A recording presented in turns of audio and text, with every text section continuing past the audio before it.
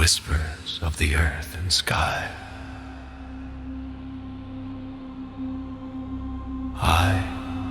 The tremors lament.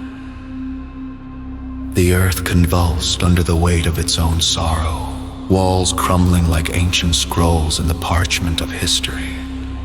The once sturdy homes now lay splayed open, revealing the fragility of humanity's claim on permanence, their skeletal remains reaching forlornly towards the heavens. Dust danced in the air like spirits recently unshackled, and the cries of the living mingled with the silence of the newly departed. A stranger walked amidst the debris, his silhouette a stark contrast against the somber palette of destruction. His name was Elias, a traveler whose path often crossed the fissures of life, moving with the quiet purpose of a man who found solace in the whispers of morning prayers. As he navigated the labyrinth of fallen beams and shattered dreams, Elias's thoughts were heavy with the gravity of what men called fate. Yet, within his heart flickered the tender ember of hope, a belief as fragile as the morning light breaking over the horizon. It was then, amid the soft murmurs of the wind through the ruins, that he heard the faintest echo of a cry, a plea struggling to break free from the entombment of despair.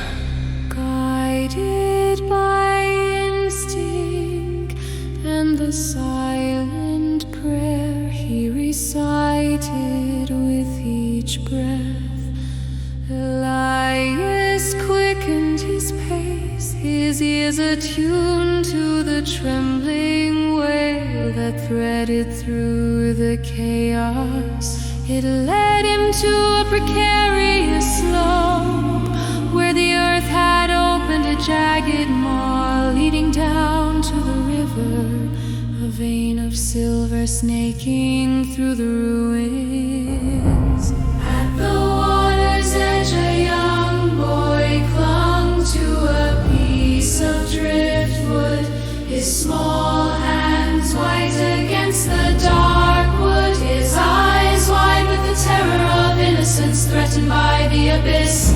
The river, swollen by recent rains and now liberating its greed upon the banks, surged around him with a relentless fury. Elias descended with the steadiness of a man walking on faith, arms outstretched and voice gentle as the dawn. "Hold on, little one.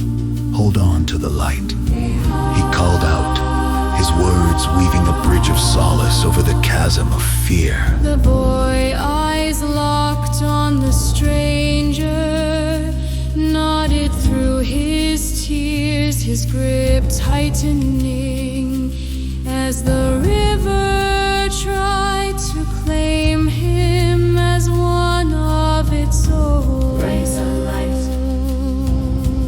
raise a light. Reaching the riverbank, Elias plunged into the water, the cold striking through him like truth through illusion. He fought against the current, each stroke a conversation with the divine, each breath a testament to the strength of will forged in the crucible of need. As he neared the boy, Elias whispered a prayer to the morning sun that peeked over the jagged horizon, its light spilling like liquid gold upon the river, a beacon of renewal upon the world. Give me strength, he murmured, his whispered wish carried skyward on the breath of the dawn. With a final surge, he reached the boy, pulling him from the grasp of the river and into the sanctuary of his arms. Together they made their way back to the shore, the river's roar fading into the background, replaced by the steady rhythm of hearts finding harmony. On the bank, both soaked and shivering, Elias cradled the boy, murmuring words of comfort, their breath mingling in the cool morning air, a testament to life reclaimed. The boy looked up at him, eyes filled with gratitude and trust, a fragile smile breaking the stillness of his face.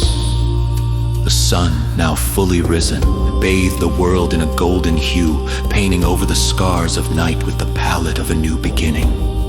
Elias turned his face towards it, eyes closed in silent thanksgiving, the warmth seeping into his bones, a benediction from the divine. Thank you, the boy whispered, his voice a melody of hope and reverence, mirroring the prayer echoing in Elias's heart. Elias nodded, looking down at the child with a smile that spoke of journeys yet to be traveled and dreams yet to be born.